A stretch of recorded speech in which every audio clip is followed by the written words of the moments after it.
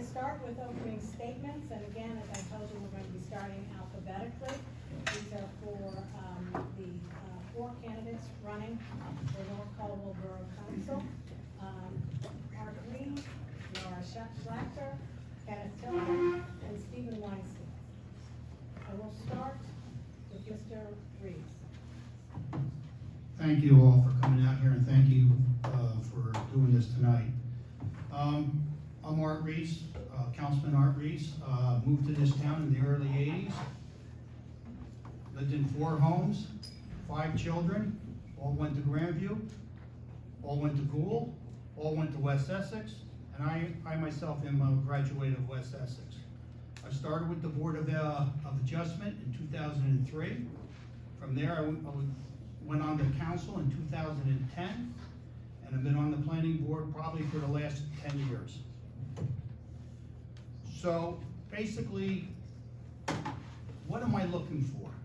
What I'm looking for in the council, being on the council, is more transparency, more communications with our residents.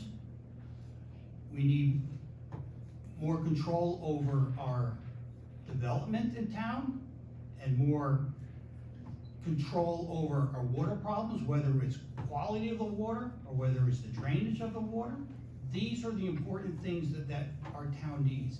And believe it or not, we need better control over our taxes. Thank you. Ms. Schlachter. Hi, my name is Laura Schlachter, and I have a child at Gould and one at Grandview. I have had a successful career as a performer and teacher of music and theater. I currently teach in my own private piano studio and direct plays through TPAP NJ. Over the years, I have worked with all ages, from babies to elderly, in nursing homes. I am a graduate of the University of Southern California with a degree in music business entertainment. My top priorities are to protect the community values that drew my family and I to North Caldwell in the first place. A small town feel, low taxes, quality public schools. I have worked with other local parents, running Grandview's Saturday pre-K program, running the Books and Beyond program, and as a class parent. My husband Ivan is active in the community through coaching rec sports. I'm a true believer in public service and volunteerism. I believe I can make a difference, and I work well with Mayor Alessi and Councilman Tilton and other governing members. I would bring a new perspective and follow in the footsteps of incredible past female council members. Whenever I see a need, I quickly jump in to fill it. I hope to bring my passion and creativity and ability to think outside the box to help lead North Caldwell into the future. I can bring a positive energy to unite our town. I thank the Progress and League of Women Voters and everyone joining us tonight. Thank you. Thank you. Mr. Tilton. Thank you. I have lived in North Caldwell for 13 years with my wife and our 2 daughters, one of whom is currently in 7th grade and the other is a sophomore, both at West Essex. When I was a child, my family would drive to Mataroz's farm to buy vegetables. It was at that very young age that I saw something in this community that set it apart from other towns. It was beautiful, calm, and serene. My great-great-grandfather built homes in North Caldwell before this town's inception. My grandfather was a councilman in North Caldwell in the 1970s. My roots run deep within this town. As a teenager, I went on to work at Mataroz's farm, planting peppers in the back fields, which is now Rickland Drive. I always enjoyed looking up at the hilltop and thinking what a beautiful place to live. After I met my wife at Boston College, she moved to New Jersey with me. We thought about moving to a town that had a country feel and a strong school system. These may be the reasons that each of you moved to North Caldwell, or the reasons your own children are moving back to North Caldwell. We moved to the town in 2009, and since then I have never doubted that decision and have grown to love the town even more. That appreciation for North Caldwell has led me to coaching my children's teams and becoming a founding member and current co-president of the North Caldwell Police Foundation, which since its founding in 2013 has raised a considerable amount of money for our police department, enabling us to donate equipment and technology and training to our officers. I believe I have been able to keep this town on the right track. The town is not broken and is one of the most fiscally responsible towns in the state. My experience as Chief Operating Officer of Schumacher Chevrolet makes me uniquely qualified to help manage North Caldwell. I currently manage 6 automotive dealerships with over 300 employees, oversee a large budget, negotiate contracts, supervise construction, daily operations, and take on many other roles which easily translate into my duties as a councilman. I feel that my skill set in business and my finance help keep the town on a continued path to success. Thank you. Mr. Weinstein. Hello, my name is Steve Weinstein, and for more than 20 years, I've lived in North Caldwell. I have raised my family here. I'm honored to be running for Borough Council, along with Art Reese and Josh Raymond. I'd like to thank Kathy Schrift, Progress, and the League of Women Voters for putting this debate together tonight. Thank you. With my background in finance, I ran a national sales team for Bank of America and Merrill Lynch, which I find makes me uniquely qualified to help our borough with the financial challenges we'll be facing as interest rates are going up, inflation is making everything cost a lot more, and a recession is looming right around the corner. As a councilman, I will be focused on many issues, including making sure the money we spend, our tax money that we spend on borough projects, such as Walker's Pond, will be able to be enjoyed by the entire community. We will follow a long-range plan, which will have us prepared to refinance our debt when we get back to lower interest rates, back to levels we just came from, to take advantage of them, and so that we can spend money on projects rather than on interest payments. I will help source money for the borough projects away from our tax dollars, working with the state and the county, and we'll make the builders pay out of their own pockets, not ours, for borough improvements that will be needed to offset the higher population that's due to their construction. I look forward to these challenges. I look forward to working with Josh and Art as part of the Raymond team on the Borough Council. Thank you very much. Thank you. First question. Please share your thoughts on the Greenbrook Country Club agreement and whether you have concerns about how the possible development will impact the borough. What is the current status of the country club and the agreement? Will it provide affordable housing? And we'll start with Ms. Schlachter. I don't think anybody really talked with our school boards to know along the way so that they know exactly how many people will be coming in and that they can plan for the. Thank you. Mr. Tilton. Yes. I don't want to see Greenbrook developed. Unfortunately, a developer bought the property and has a development agreement in place. I don't believe the current agreement is obtainable, and it is to my knowledge that the developer is looking to change it. There are egress issues, sewer moratorium, DEP issues, and that have put a damper on the project. I want to see the property stay as a golf course. I even had discussions with the county to try to buy it from the developer. Moreover, the current economy, I think, has put the current development at a standstill, and I will continue to run, and hopefully it will be able to continue to run as a golf course. I will do everything I can to preserve the property, as it means a great deal to this town. Greenbrook was a private held entity. The owners decided to sell it. The borough had no indication that it wouldn't be a country club after 100 years. It was never zoned before that sale because the town did not want to affect their fair share housing requirements. I hope in time that between the county and the borough, we can figure a way to purchase it and make it a viable revenue stream for our future.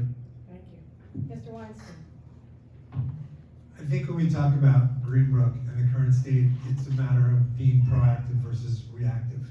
I think when the property was up for sale, we could have been working a lot more aggressively to see if we could work with the county, to see if we could take it over, if we could buy it as county property, if we could control that situation. I happen to know the buyers of the property and the price paid, and it was a very good price. If the current administration was more aggressive and more proactive, as I said, we would maybe not be in this position. But now that we are, it's not a situation where they're going to build beautiful houses and it's going to be a great property. This is multi-family houses. This is something that we need to do everything we can when they come back to the table to make this more beneficial to our town so that we do not overcrowd the high schools, that we make the developer pay for third-party studies so we know what the impact is on the sewage, on the streets, on the Board of Education. There's a lot more questions to answer because of the situation we're in for not acting earlier. Thank you. Thank you. Mr. Reese. Thank you. Look, we all have to face the facts. Greenbrook Country Club is gonna get developed. There's too much money up there, and it's definitely gonna happen. So what we gotta do is better control it. Right now, the way the agreement is drawn up, that agreement was drawn up by the developer. We should have never signed it.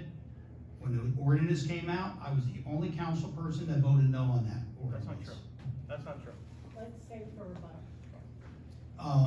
With that said, you are gonna have some issues up there. It's not like you're gonna go up there and see nice family homes, lots and stuff like that. What they're proposing is all townhouses and some podium decks with 4-story buildings on top of it.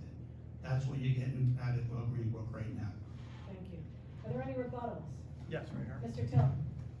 Yes, that is not true. Resolution R-21218, a resolution for the Borough Council, the Borough of North Caldwell, authorizes a settlement agreement with Greenbrook Realty Associates. And I have it right in front of me. You voted yes. Can I read part? Mr. Reese? Thank you. Like anything, if you read a story, you just can't read one sentence. If you look at the resolution there, it's also followed by a resolution that also does the fair share housing. That resolution for fair share housing, you couldn't vote no on either one of them. You had to do one and the other. That is a resolution. When you go to the ordinance, which is the law, that is when the votes go through, and that is when I voted no on it. A resolution is a resolution, and that was for fair share housing only. Like I said, when you read a story, you can't only read one line. Thank you. Mr. Weinstein? Or is it- Okay. Moving on. Has the current mayor and council done enough to fix the drainage problems in North Caldwell? What would you do if elected or re-elected to fix these problems? And we'll start with Mr. Tillman. Yes. We currently have a stormwater management plan in effect and are implementing results of the study. One of the issues, and if you talk to any engineer in the country, if you get 6 inches of rain in a short period of time, nothing can stop flooding, even here in North Caldwell, because we sit on top of a mountain. We have 3 feet below the surface, we have igneous Piedmont trap rock, which is not really allowed for permeable surface. When it rains, all the water goes downhill. What can we do to address these certain drainage areas, culverts, retention basins, as well as streams? We make sure they properly flow. Moreover, it is up to us as residents to report issues to the town and to make sure that we are doing our part in keeping drains free of leaves and whatnot. It is also a very fluid and dynamic plan because property owners are constantly doing projects to their own property that can affect someone else's. Putting a berm in front of a driveway and not telling the town can have an adverse effect on others' property. So we have to work together to mitigate these issues. Thank you. Mr. Weinstein? Thank you. You're going to hear a lot of similar responses from me. This is all a matter of acting when we should act, not after the fact. When Hilltop was developed, the drainage system, the study that was done, was not done accurately. We should have had a third party price it at their own expense, figure out exactly what the drainage needs were, and done it correctly. The basins were not built deep enough to hold the water, and the poor residents of the Ferndale section are suffering for that. When the residents came to the mayor to get some help, he caused them to, at their own expense, prove that the issue was not an issue before the building went up. We need to deal with things when they're happening. When building is going on, when construction is happening, we need to make sure it's done the right way. We understand we live on a mountain. We all live here. We try to jog. It's hard to jog in this town, which means there's going to be water running downhill. We need to make sure the builders, before the construction at their own expense, do the proper reports with third-party experts so we are prepared. Thank you. Mr. Reeves? There's 2 types of drainage in North Caldwell. You got man-made, and then you got natural. Man-made being your culverts, your storm lines, and they go to the natural things that don't hold the amount of water when there's a deluge. So what do we have to do? You have to slow the water down. I've been talking about this for years now. You go to the catch basins. Instead of having a 6-inch orifices, you put a 4-inch orifice in, and what does that do? Instead of the catch basins draining in 24 hours, they drain in 48 hours. It slows the water down. We should have better communications with Cedar Grove, because that's the one that you have a problem with right up on Brookside Terrace. The same thing, they got a catch basin up there. We also have problems with Verona, with the apartments on top of Glenview, From there, the dog park. The dog park, there's no drainage. They cleared out 2 acres of land there, and the water just runs right down into the main streams. Bottom line, you gotta slow the water down. Thank you. Ms. Schlockman? So Mayor Leslie had hired one of the best engineers in the state, Paul Ferrero, and he makes sure the DPW maintains our stormwater infrastructure and that we are always ready for the next storm. He has also implemented stormwater upgrades, including at the bottom of Sunset Drive, and has done a great job addressing a lot of the drainage issues. There's been a couple studies, and little by little he is going through and addressing all of them. One of the big things also, to piggyback on what they've all been saying, is that the borough now has a spot on their website to document and send your videos and photos if you're having drainage or flooding issues at your own homes, so that we can document it and come down and come up with a solution together. Because that's the most important thing, is like when it's happening, to document it so that we can figure this out together. Thank you. Any rebuttals? Mr. Reese? Yes, residents have to realize that if you have a drainage situation in your backyard, like a ditch or something like that, the town can't come in and just dredge it out and dig it out. DEP doesn't allow it. DEP has a lot of regulations, whereas you can't run machinery, you have to literally go in there by hand. You can use a shovel by hand. Like I said before, the best way to do this, you gotta slow the water down when you have the deluge. When you have oyster pond up there, when you know they're gonna have a big rain, drop the pond so the pond can take in more water and hold it back to slow it down to the. Thank you. Ms. Doctor, and then Mr. Weinstein. Oh, there's also another thing is that there are hopefully some state grants possible, because drainage and flooding is an issue all across New Jersey, and so hopefully in the future we'll be able to tap into those grants to help with our drainage. Thank you. Mr. Weinstein.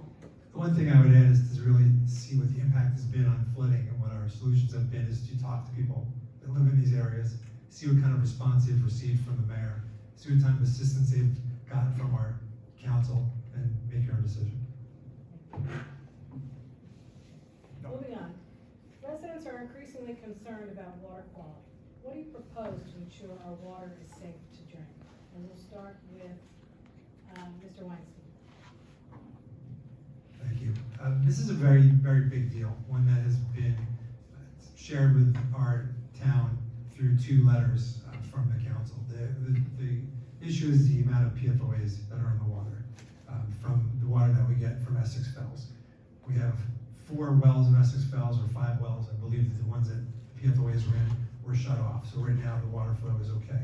But we are in the midst right now of negotiating these contracts with Essex Fells and also with Passaic Valley that we've worked with in the past, and we've switched over our water. We're one of the few towns that has the option of getting water from 2 different sources. We need to make sure that right now, before things are figured out, we don't sign any long-term contracts. We make sure that all the precautions are in place for if measurements change again with the state or federal, that's part of our contract, that we can get out of them. And the fact that we're talking about the quality of water in our town for the taxes that we pay and the beautiful town that we live in is very disturbing to me, and it's one thing that we have to solve, make sure that we provide all the options that are on the table. Thank you. Mr. Reese. The water quality has been one of my biggest issues so far this year. I know we were ready to go into a contract. As a matter of fact, I believe it's on the next council meeting. Bottom line is this: EPA is supposed to be coming out with new standards in the fall, is what their guidelines are saying, and it's gonna be 0.004, which is really low, lot lower what New Jersey standards are. So the bottom line is, right now, we have 2 sources of water, Passaic Valley water and Essex Fells water. I only ask for 2 things: quality of water, making sure it's equal, and making sure that the price that we pay for Essex Fells water and Passaic Valley water is the same. Over the years, we were paying $50,000 to $80,000 more for Essex Fells water. Thank you. Ms. Schlockman. So yes, this is a very big concern, especially with young children and elderly and all residents in our community. Our current water levels are safe, but it's clear more than ever after what happened with the water cutoff in Montclair that the borough needs to have multiple water sources. God forbid something happens, that we still have potable water sourced from another provider. Moreover, Essex Fells is now on the forefront of reducing PFOAs from water. If state standards change, Essex Fells can react to it faster than Passaic Valley water. Essex Fells is real artesian well water, whereas Passaic Valley is taken off of the Passaic River and treated through reverse osmosis. We also have a wonderful working relationship with Essex Fells in relation to shared services, and we should honor that great working relationship. Yes. Thank you. I believe it is more important than ever that we have multiple water sources in our town. It was evident what happened in Montclair where they had no water supply for 6 days in some parts of the town. Art has been against buying water from Essex Fells due to PFOA issues and costs, but the reality is Essex Fells is a cleaner water source than the Passaic Valley water. Essex Fells draws from deep artesianal wells. Passaic Valley takes most of its water off the Passaic River and puts it through a reverse osmosis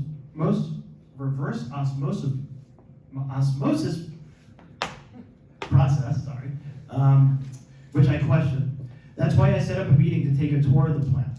They have chemists that make the water meet state standards, but we still have high amounts of manganese in the water and total dissolved solids. What are those dissolved solids? These are questions that need to be asked. We also have a great relationship with Essex Fells as far as shared services. We don't want to create a divorce in a relationship which Art is creating. Thank you. And then can I make one more comment real quick? We have time for rebuttals, yes, Okay. this is your rebuttal. Great, wonderful. So just so you know, the Passaic Valley water, the state standard for manganese in the water is around 50. We have 382. Total dissolved solids in the water. The state standard's around 500. We have 842.5. Real quick, exposure to manganese, okay, can cause Parkinson's disease, may include the following: trembling, stiffness, slow motor movements, and potentially severe depression, anxiety, and hostility. As for total dissolved solids, I think you're out of time. okay, that's fine. Anyone else? That's even more so. Bottom line is this: Passaic Valley Water does not have any violations against it right now. Essex Fells does. Now, regarding the treatment plant, on June 22nd, the EPA came out with the advisory. The reason why they come out with the advisory on where they're going to be dropping their PFOA standards is to let all the water companies know to get prepared for it. Passaic Valley and all the other water, American Water, they're all getting prepared for it. It's coming down the line.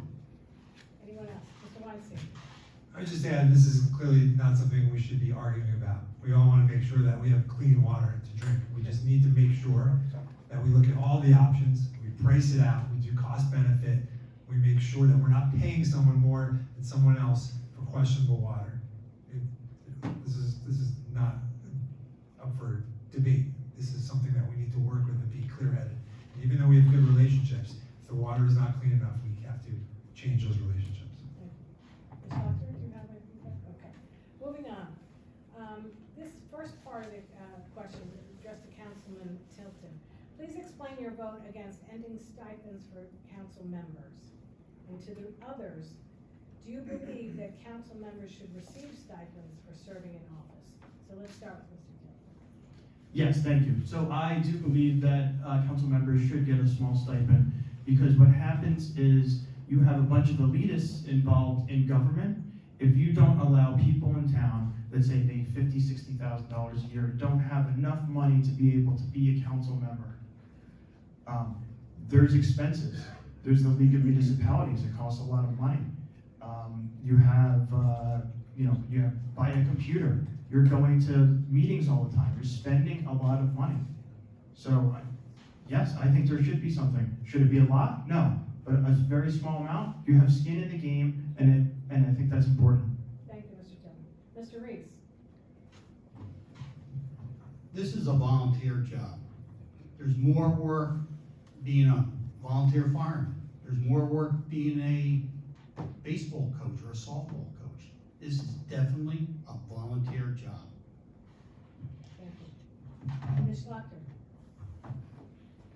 I agree on both sides that this is a volunteer position. We're passionate about the town and listening to our residents and working with each other to come up with ideas for what's best for North Caldwell. But it does help to have a stipend, especially for someone that wouldn't necessarily be able to get involved unless there was a little bit of a stipend involved. Mr. Weinstein? I don't believe that the stipend is enough to make people decide to run for office or not run for office. I believe that every tax dollar that we spend should go to improving the borough. I don't think anyone needs any money to work as a volunteer to make this borough as good as it could possibly be.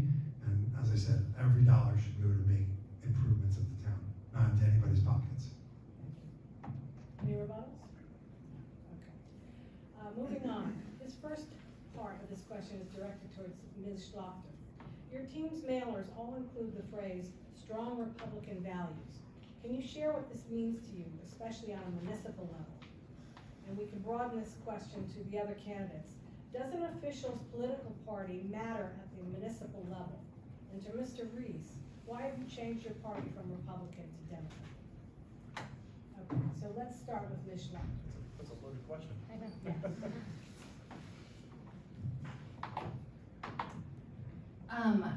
At the town level, it is nonpartisan. We're all in this together.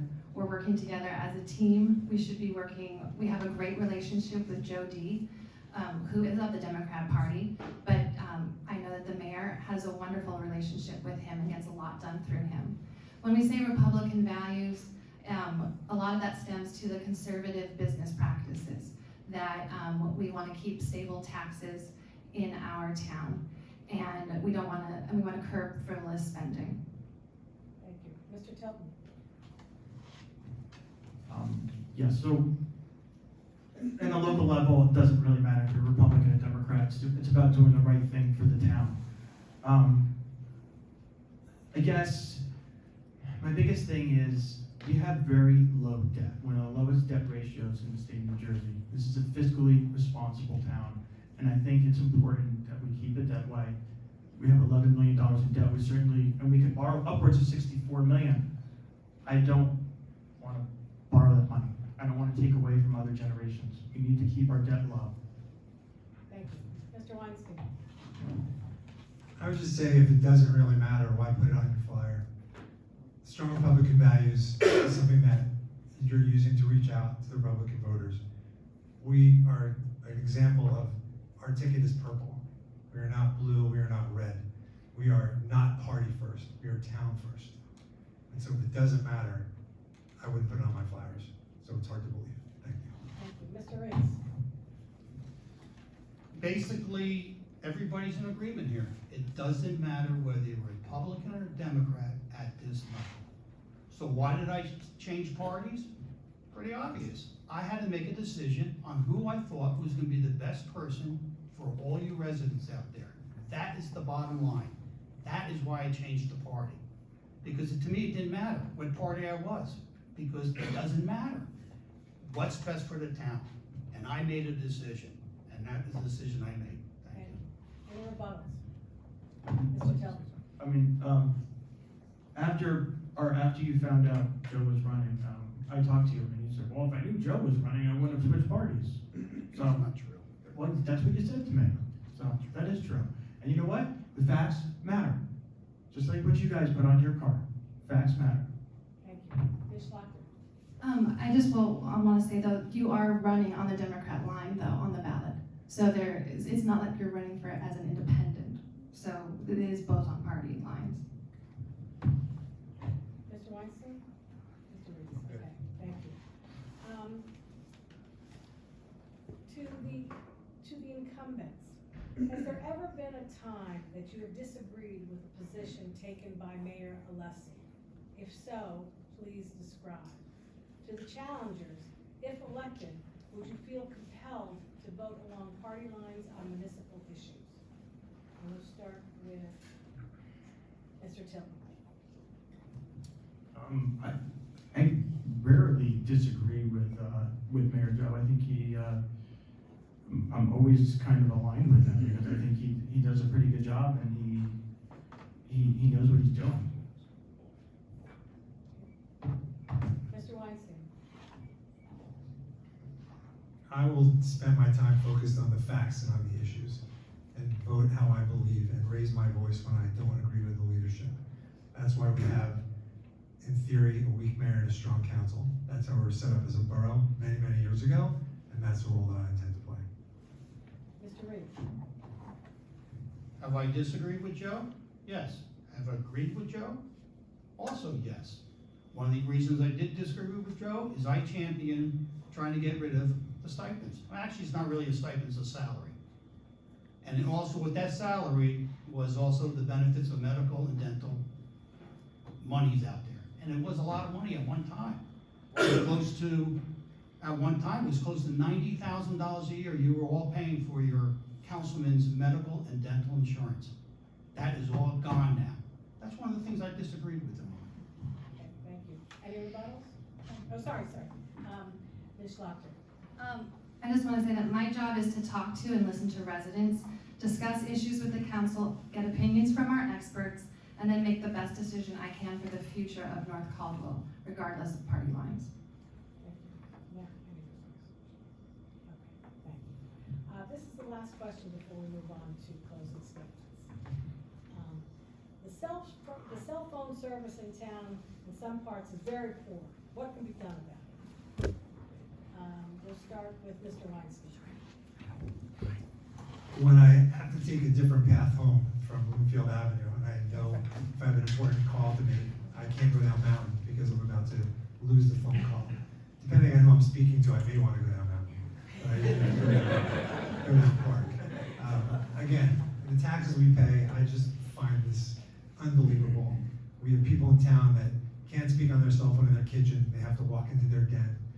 We need to work with the cell phone companies. We need to find a way to get some towers up. If I can get my internet to shoot from my bedroom down to my basement, we can get cell tower service throughout this town. There's a few spots that need to be fixed, and we need to fix it. It's an embarrassment. Thank you. Mr. Reese? We have Councilman Anthony Clory actually working on that. He's the head of personnel, and he's pushing it as hard as he can. But he will tell you, it's tough to get a carrier to want to install a tower and supply service to that area. Because it comes down to dollars and cents. The bottom line is, there's no money in it for them. It's not like you got a high-rise there with hundreds and hundreds and hundreds of people there that they can draw from. So it's a tough battle, but we are pushing for it on the council level. Thank you. Ms. Schlachter?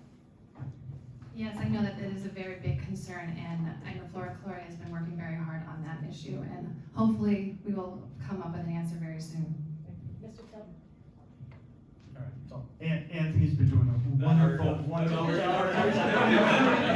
He has been doing a wonderful job. It's not easy, although we were talking the other day, and we might have come up with a solution. We'll see what happens, but we reached out to T-Mobile, and they might have an interesting plan for us to be able to help us. But we might have to move over as a town to T-Mobile. I don't know, but let's see what we can do. Any other rebuttals? Okay, let's move to closing statements, starting with Mr. Weinstein. Thank you. When I made the decision to run for Borough Council, it was to give back to my community. I really enjoyed running and getting to know Art and Josh. They're part of the Raven team. And when I really realized, I thought I was going into it, but these guys, an hour ticket is definitely a town first, not a party first ticket. I am not a politician. I am a person who wants truth in government, who wants more transparency on issues. As our town works through seemingly unbridled development, drainage issues we've talked about, safety concerns, and water quality issues. The Raymond Team campaign is a facts-based campaign. Our opposition, unfortunately, have stated that we are pro-development, that we are pro-increased taxes, and that I am fighting to raise and borrow money into these higher rates. These are categorically untrue.